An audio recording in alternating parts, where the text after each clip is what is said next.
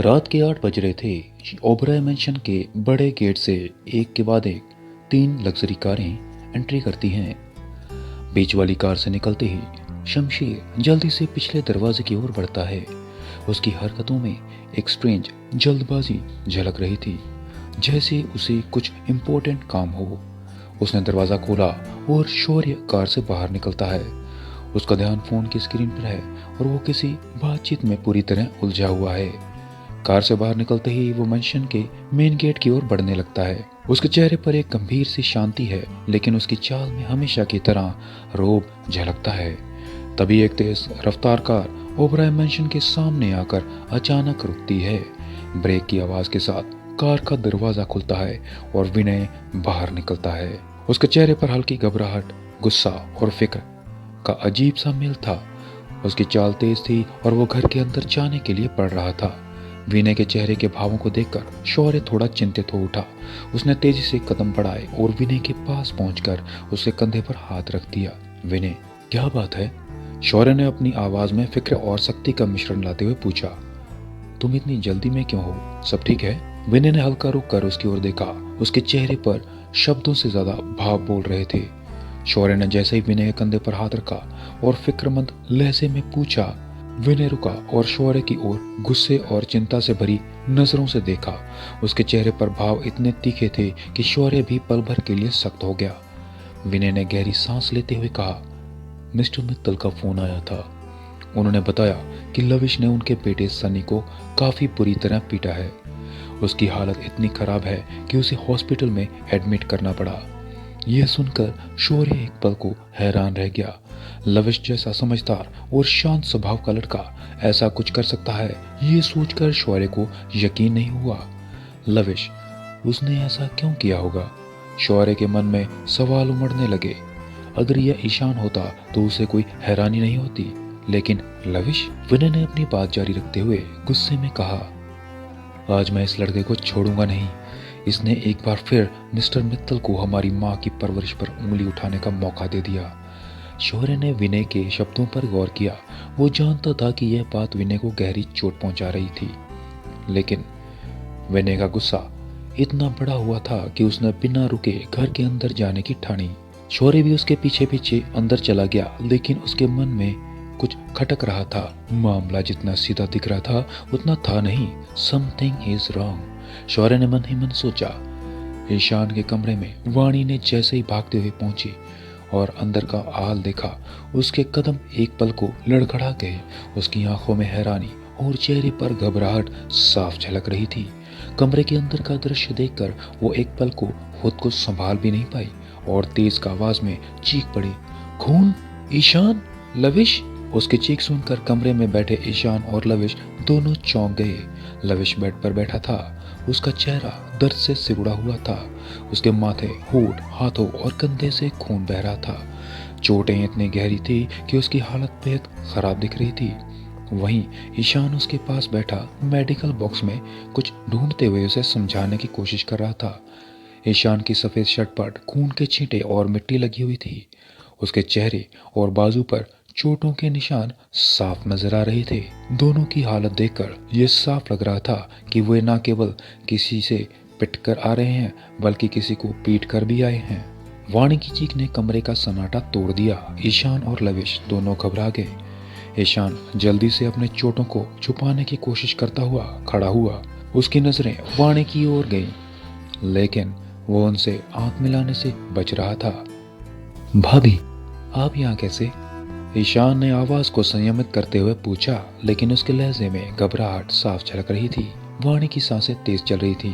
उसने दोनों को घूरते हुए पूछा, ये सब क्या है ईशान? तुम दोनों इस हालत में कैसे?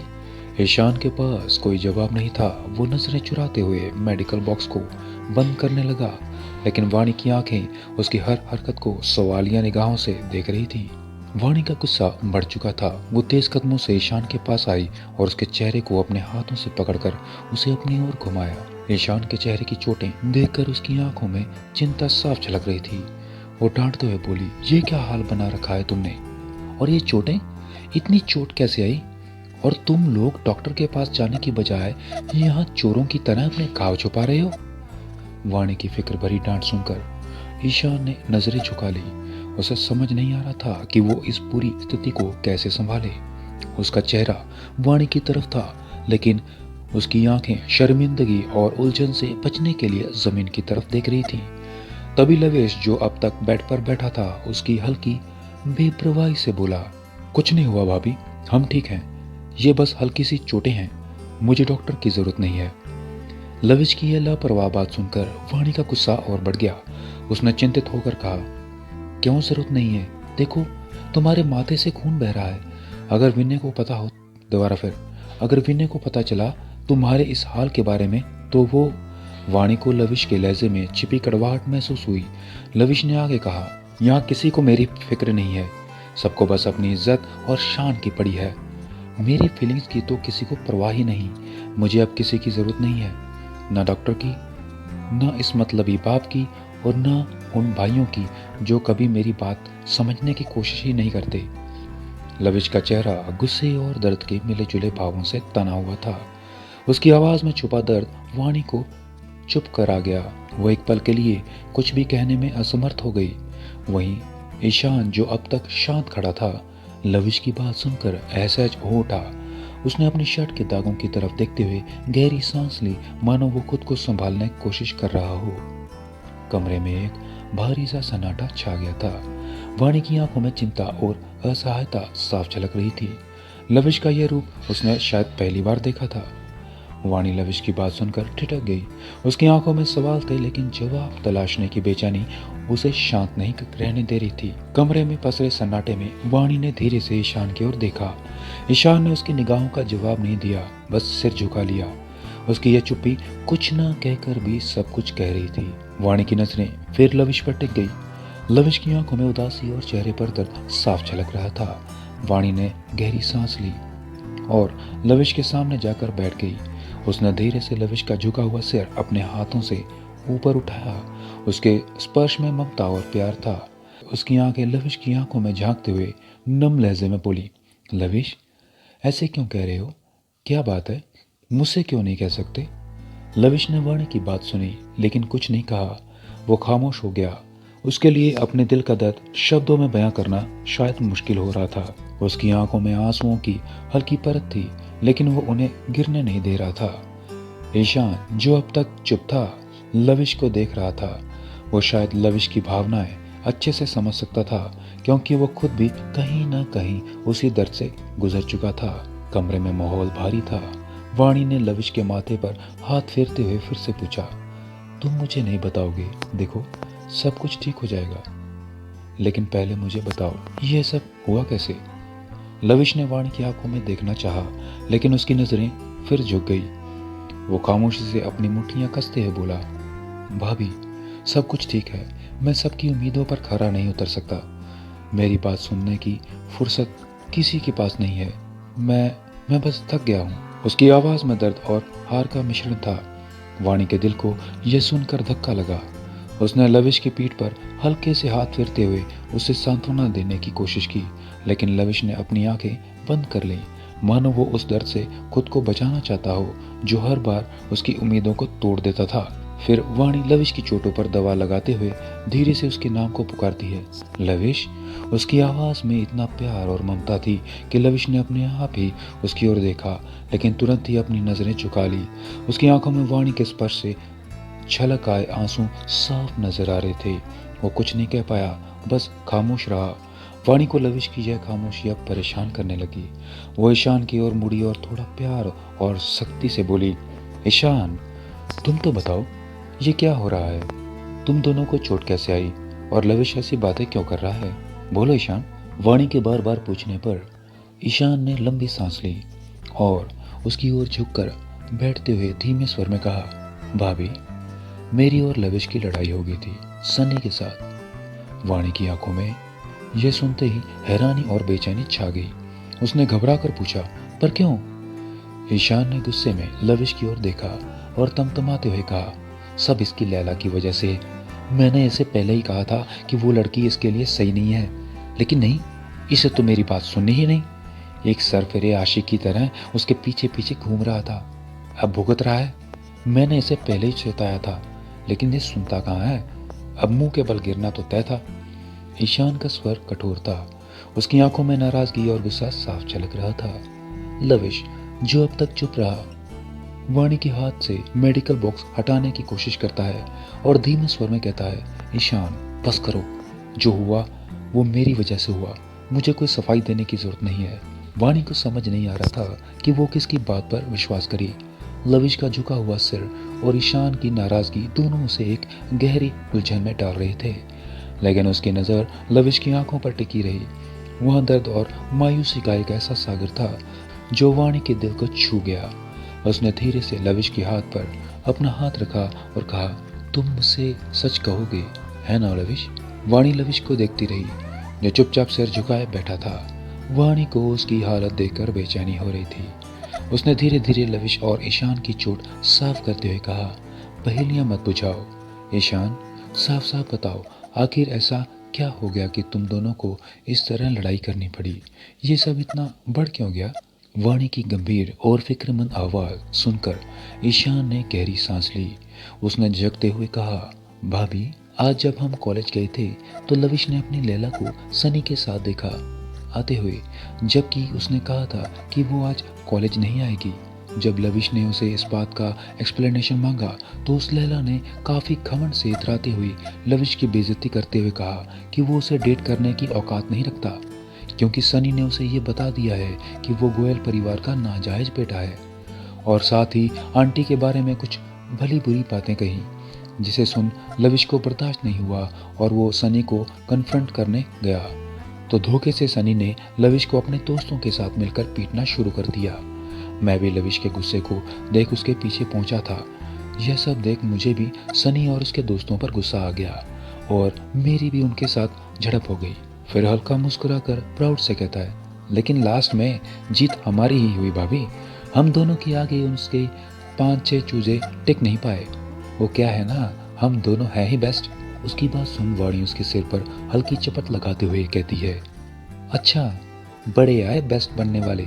ये नहीं सोचा इस झड़प में तुम दोनों को ज्यादा चोट लग सकती थी या कुछ हो सकता था? क्या जरूरत थी तुम दोनों को भिड़ने की? उसकी बात सुन लविश, जो शांत था, वो तपाक से कहता है, जरूरत थी भाभी। वो हर बात मेरी चीज मुझसे छीन कर मुझे नीचा दिखाता रहे और मैं चुप रहूं। पहले उसकी मॉम ने हमारी मॉम की जगह ली, फिर हमारे डैड को हमसे अलग कर दिया, फिर भाई को इतना मजबूर कर दिया कि अपना वास्ता उस परिवार से तोड़ दे, फिर दुनिया वालों के नज़र में हर वक्त हमें ही दोषी ठहराते हुए वो हर चीज़ हमसे छीन ली जिस पर हमारा हक था। फिर अब मेरा प्यार और तो और ना जाने कितनी बार मेरी माँ के दामन पर उस मिस्टर मित्तल ने और उनकी पत्नी ने कीचड़ लगाया। आखिर मेरी इस दुनिया में ना रहने वाली माँ की क्या गलती है? इन सब में क्यों सब बार बार मेरी माँ को बेइज्जत करते हैं? हम तो अब उनसे मतलब भी नहीं रखना चाहते, फिर क्यों सब हमारे जख्मों को रेतते रहते हैं? आखिर क्यों? ये बोलते हुए लविश की आंखों से गुस्से से आंसू निकल आए। उसे पता ही नहीं चला, वाणी को तो कुछ समझ नहीं आ रहा था कि आखिर क्यों इस परिवार में रिश्तों में दर्द ही लिखा है। वो ऐसे बिखरते रिश्ते नहीं देख पा रही थी। वो जल्दी से लविश की आंखों के आंसू पोंछकर प्यार से उसके गाल पर हाथ रख समझाते हुए प्यार से कहती है, लविश, मेरी बात सुनो। जरूरी नहीं कि सामने वाला जैसा चाहे हम वैसे रिएक्ट करें। वो तुम्हें अपनी बातों से चोट पहुंचाना चाहे तो हम उन्हें इस बात में कामयाब होने की इजाज़त दें। वो लोग सब तुम्हें ऐसे मजबूत बनकर आगे बढ़ते देख अपनी जलन में तुम्हें रोकने, परेशान करने की कोशिश जरूर करेंगे, लेकिन इसका ये मतलब नहीं कि हम उन सब की बातों को दिल पर लेकर बैठ जाएं। अगर उनके कहने से कुछ बिगड़ रहा है तो तुम ऐसा कुछ करो कि उन्हें वो बिगाड़ने का मौका ही ना मिले, और ऐसे लड़ झगड़ कर कुछ हासिल नहीं होगा। और रही बात उस लैला की, ये बोल वाणी मुंह बनाते हुए काफी क्यूटली कहती है, वो तो मुझे भी अपनी देवरानी के रूप में पसंद नहीं थी। अच्छा हुआ उस चुड़ैल से तुम्हारा पीछा छूट गया। उसकी बात सुन ईशान खुश होते हुए कहता है ना भाभी, मैं तो शुरू से कह रहा था वो एक नंबर की चुड़ैल है।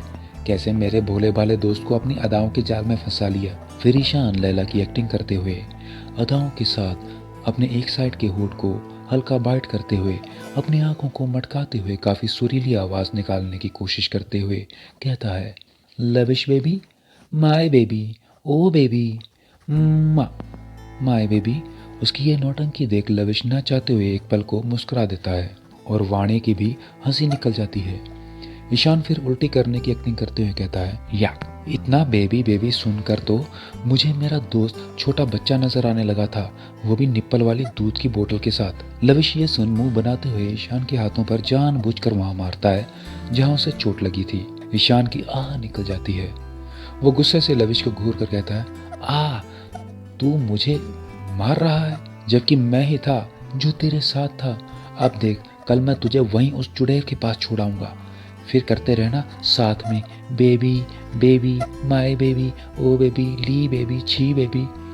ये बोलते हुए ईशान गुस्से में कपड़े लेकर वॉशरूम में घुस जाता है और वाणी और ईशान उसकी नौटंकी पर हंस देते हैं। तभी लविश वाणी को देख अचानक उसकी गोद में सर रख इमोशनल होते हुए कहता है, थैंक यू भाभी, मुझे इतने प्यार से समझाने के लिए। पता है, आज फिर काफ़ी वक्त के बाद मुझे किसी ने माँ जैसा संभाला, मुझे हौसला दिया। जानता हूँ भाई मुझसे बहुत प्यार करते हैं, इसीलिए वो मुझे उन सब से दूर रहने को बार बार कहते हैं, मेरी फिक्र करते हैं, लेकिन हर बार उनका वो प्यार मिस्टर मित्तल के लिए गुस्से पर हावी हो जाता है। वाणी उसकी बात मुस्कुराते हुए उसके सिर पर हाथ फेरते हुए कहती है, तो तुम उसे एक टाइट हक कर लेना जिससे एक पल में उसका गुस्सा छू हो जाए। तभी बाथरूम से आवाज आती है, ये मेरा फॉर्मूला है अपने बेदिल भाई को पटाने का। तू जा अपनी लैला के जैसे ओ बेबी आ बेबी कर विनय भाई के सामने, यही तुझ पर सूट करता है। ईशान की ये मजाकिया बातें सुन लविश का तो मुंह बन जाता है और वाणी की हंसी छूट जाती है। वो हंसते हुए लविश को फ्रेश होने का बोल वहां से चली जाती है और लविश गुस्से में अचानक ही बाथरूम में घुस जाता है। ईशान जो अभी बाथ टब के सामने खड़ा था उसका मुंह पानी में डाल देता है। वहीं खिड़की के पास खड़ा विनय अंदर हुई सारी बात सुन सारे जज्बात देख बिना कुछ कहे वहां से बाहर चला जाता है। शौर्य ने भी सब देख लिया और सुन लिया था। वो भी कुछ सोचते हुए विनय के पीछे चला जाता है। विनय गार्डन में बिल्कुल शांत खड़ा एकटक बादलों में छुपे चांद को देख रहा था। इससे आगे की कहानी जानने के लिए सुनते रहिए मजबूरी की शादी का अगला एपिसोड सिर्फ मिथ स्टोरी यूट्यूब चैनल पर। अगला एपिसोड सुनने के लिए मिथ स्टोरी चैनल को अभी सब्सक्राइब कीजिए।